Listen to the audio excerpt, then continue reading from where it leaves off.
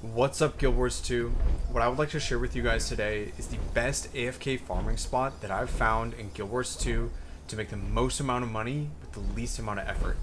So if you've never done AFK farming before, what it is it's a way to park your character, let it go automated, don't even touch the controller, don't touch your keyboard, and your character will farm mobs as they respawn without any effort on your part. The only thing you need to do is be present at your keyboard every 5 to 10 minutes to cast a skill or to jump.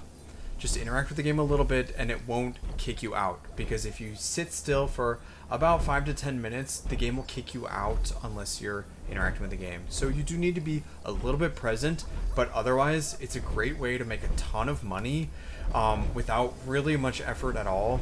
And what I'll do is I'll show you the location.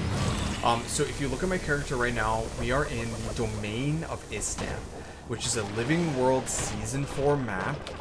The way that you unlock this map, it's not available by default. What you have to do is you have to own the chapter Daybreak.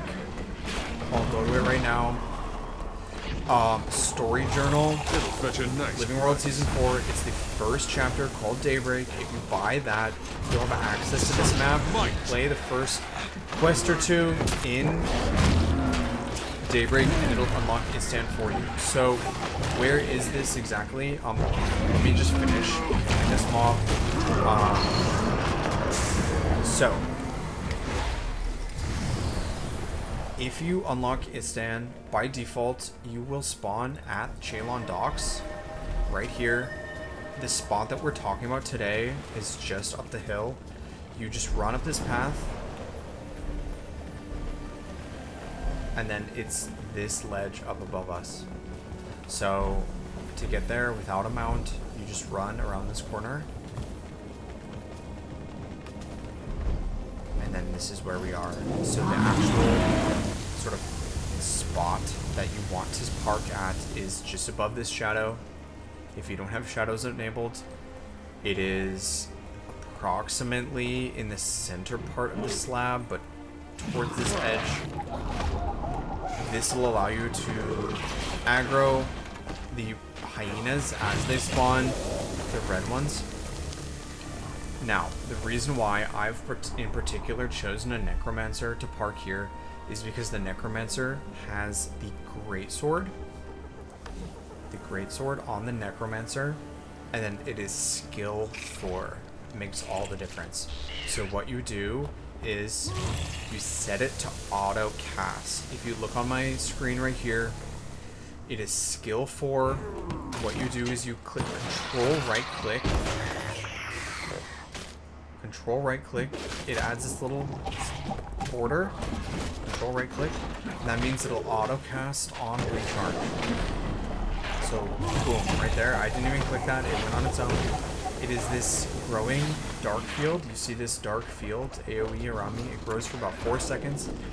The key thing about this is that Nightfall on autocast will aggro the yellow enemies, the pups right here, which by default are not aggro. Such might. So as you cast this, it'll occasionally pop and aggro this guy right here, and it'll get you that extra little bit, which will significantly add to your income. So let's go over my specs, my build and my equipment, and then we'll proceed into a few more upgrades to see how you can max out this spot. I believe I have just about everything I can to max it out, but there's 3 or 4 account upgrades that you'll want to be aware of to max out your income. So as far as talents go, we have blood magic, we have death magic. Every necromancer has access to these two, and you'll definitely want these. Blood magic increases your basically your healing. It has a bit of lifesteal right here. Death magic, the top traits upgrade your minions, and the minions are what you're gonna want. You're gonna want all 5 minion skills right here. So on this side of your skill bar, you'll want these 5 minion skills. Every necromancer has them. And then for the final trait line, it depends on which expansions you have unlocked. If you don't have the expansions, but you do have this Living World Season 4 map, you can do core Necromancer. You don't necessarily need the Ritualist, which I have. You can actually do Soul Reaping. Just do maybe these traits. Doesn't matter too much. It's not really that important because your minions are doing the damage. I personally do Ritualist, in which case you'll want Spirit Strength. This will upgrade your minions damage. Again, most of the other talents don't matter too much because you're really not going to be interacting with just your minions. Let me just kill these enemies and we'll get back to it. Sorry, I'm in combat. I can't change my. Now, keep in mind, this is a critical thing to remember. If you don't know this, then you're gonna run into some problems. You don't have that greatsword, which means you won't have Nightfall. This skill right here, unless you're in either the Reaper class, so the Reaper has the greatsword by default. Otherwise, you'll need an achievement unlock. It's called Expanded Weapon Proficiency. It gives every Necromancer class access to the greatsword, but you have to basically complete Secrets of the Obscure campaign. It's not the end of the campaign, but it's about halfway through Soto, Secrets of the Obscure story and expansion. It's called the War Council. If you complete that, it'll give all your Necromancer classes access to the greatsword. If you don't have Expanded Weapon Proficiency, you'll have to either be the Reaper, you'll have to forego the greatsword. So either be the Reaper or finish that Expanded Weapon Proficiency, or you'll have to forego the greatsword. It is possible to do this spot without the greatsword, but you won't really be farming the yellow pups, which probably double your income here. So I recommend just playing the Secrets of the Obscure expansion, unlocking Expanded Weapon Proficiency, and then getting your greatsword. And then if you have Visions of Eternity, then I would recommend Ritualist class. Sorry, I'm in combat again. I should probably leave combat. Losing blood. Ritualist class. Please, if it's me. Alright, get out of here. Ritualist class. And then it's the Spirit Strength, which will increase your minions' damage by 50%. Now, for my equipment, I have full Berserkers. I have ascended. Your equipment is actually not very important because it's not you who's doing the damage, it's your minions. And they basically, like, I don't think you're... Does your equipment affect the minions? Maybe it does, maybe... But the greatsword right here. And then the one thing that actually does make a big difference is the Relic of the Golemancer. So Relic of the Golemancer will basically... I'll go aggro one more thing. It'll pull out a golem in combat, which basically functions as another minion, and it'll be your strongest one tied with your flesh golem, which is your elite minion. So it's a nice thing to have, this Golemancer. Now, what can you expect for drops here? You can expect fangs. You can expect claws. So that'll be the tier... Shoot, I forget that it's a tier 4 and 5. But basically, these are the crafting materials you'll get, is these 4. You'll get other, basically, trash and unidentified objects and slabs of red meat. Now, there's 3 account upgrades that you'll probably want to have that'll increase your drops per hour while you're farming AFK in this spot in particular. The first is if you have Ascended Cooking. If you do... Basically, if you get to 500 Ascended Cooking, you'll have it, but more specifically, I believe when you get to 450 Cooking, it'll be the Char quest will give you access to the cuts of quality red meat, which is a higher tier of the red meat. And again, all of these drops at the top of my inventory right here are about 5 or 10 minutes of farming this spot. You'll get quite a lot. And then the cuts of quality red meat are quite a bit. So here's just 11 of them, and they sell for a gold. So it's like a gold every 5 minutes just to have 500 cooking. So it's really good to have that. Secondly, you'll want your Jade bot with a scavenger protocol.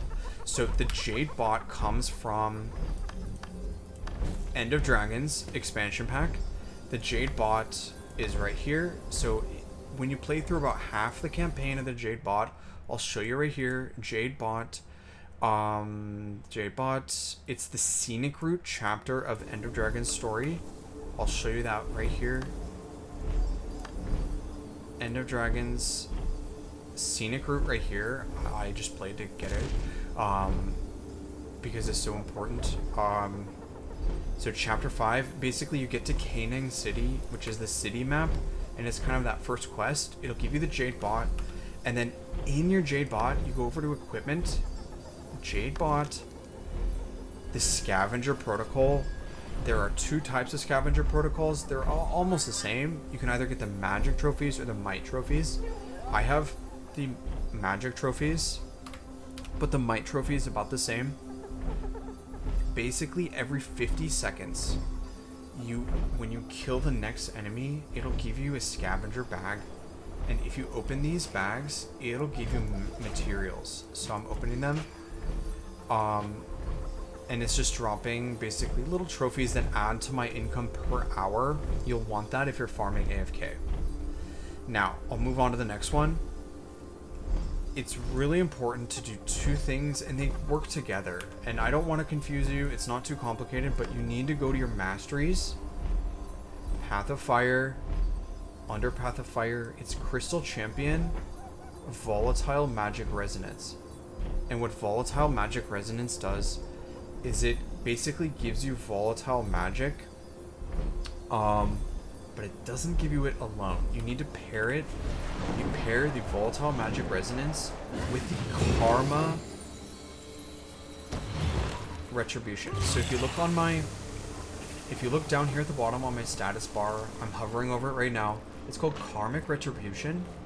It's only found on this map and a few others, but it's specific to this map. Karmic Retribution, and you